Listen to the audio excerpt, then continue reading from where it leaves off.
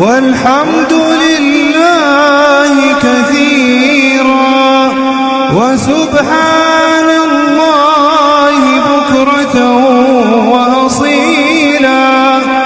وصلى الله على سيدنا محمد وعلى آله وصحبه وسلم تسليما كثيرا.